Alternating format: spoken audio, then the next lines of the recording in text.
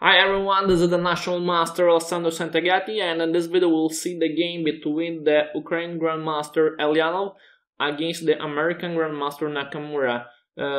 This game is about the round number 5 of the World Cup 2015, and Eljanov was white and he played d4, Nakamura played d5, so Nf3 Nf6. It was a Catalan game. After c4, e6, we played g3, and after bishop e7, bishop g2. Okay, we know that this pawn, the black in fury, can take this pawn, but the white can simply play queen f4 to retake it, or can also play other moves. So taking the pawn at this time is impossible. Also, if at this time the pawn is without defender, the white strategy is make pressure against d5 to free the diagonal for the bishop. So this is the idea. And now black played castle, and after that, after the white castle, the black played d takes e4. Okay, the idea is make pressure now against d4, and white played queen c2. The double idea to attack the pawn and at the same time to free the square d1 for the rook.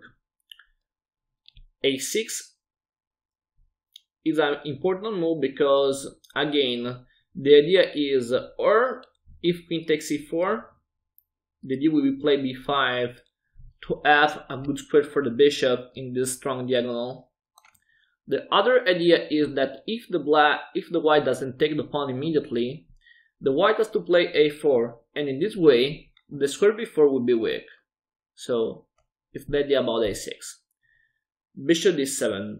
White, because after that the black has an important problem how to develop the light bishop, and to develop it, or the black can do bishop b7 or can do bishop c6, and to do bishop b7 the black need to play b6, but after that it's possible knight e5, and it can be a problem for black.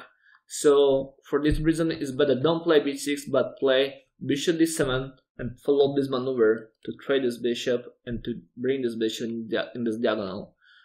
After that, white played queen takes c4, and now black can follow the idea with the bishop c6. Now bishop g5 and bishop d5. Okay, we just saw this idea in the last game. The black idea is attack the queen and worse the queen position, because after bishop d5 the queen has to go back to c2, and after bishop e4 the queen has to go in another square. In this case the white played queen c1. In the last game that we analyzed about the World Cup, we saw the game with queen d1. Okay, here Eljanov played queen c1, and after that black played h6 to attack this bishop, because now this bishop has no good squares, and the white decides to trade on f6, bishop takes f6, and now rook d1, because the white need to defend the pawn, and the rook can be here a good defender. And now a5. The move f5 had to take the weak square before.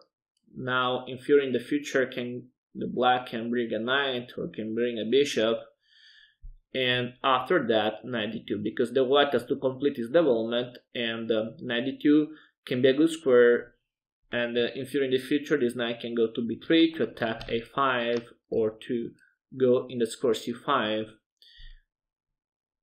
I think it's a very important move for black, because now the black can choose two diagonals, or this one or the diagonal h7 b1.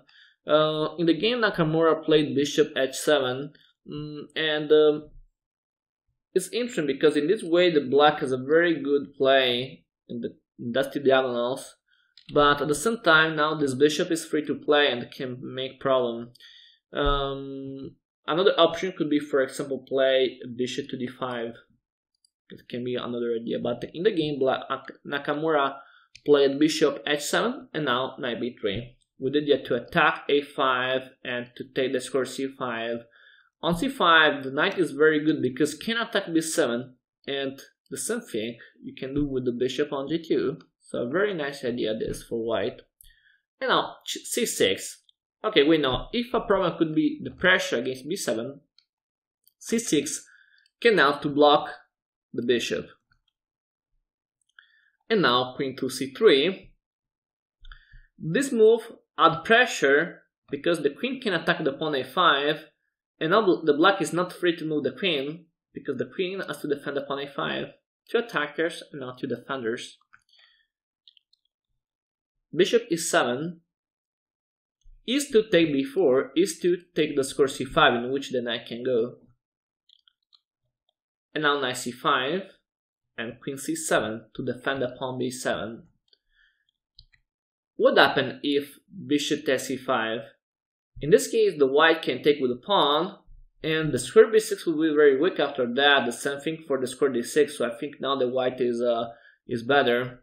For this reason, the black doesn't take it immediately, and the black play queen c7 to defend the pawn b7, and now knight e5 to add pressure on c6, and after that knight to a6. I think it's a very important key position because if the white trades, I think the position will be equal, no problem for both the players. But now Eljanov played a very important move, knight takes b7. I think a very strong move for white because the white chooses to trade the two pieces, two minor pieces, for rook and two pawns. Because after that the white will have a very good endgame. We can see it. Nakamura has to take the knight, and now bishop takes c6.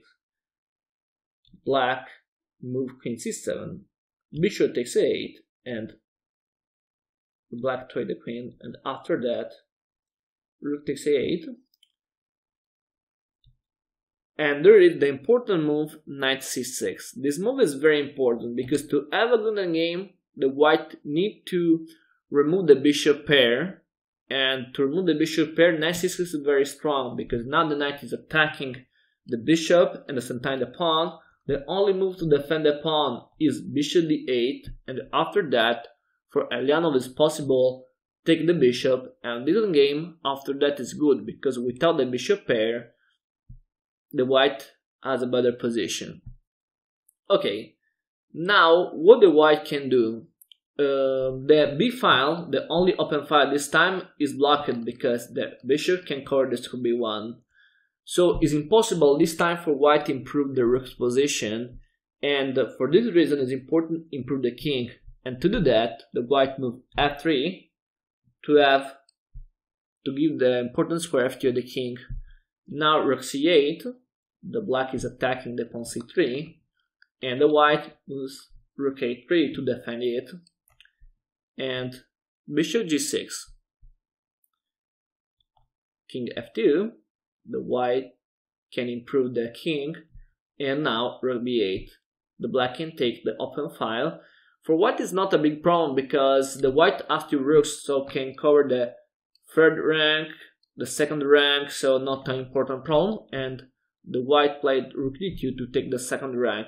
Off if the black take the first rank, in this kind of position is not a problem.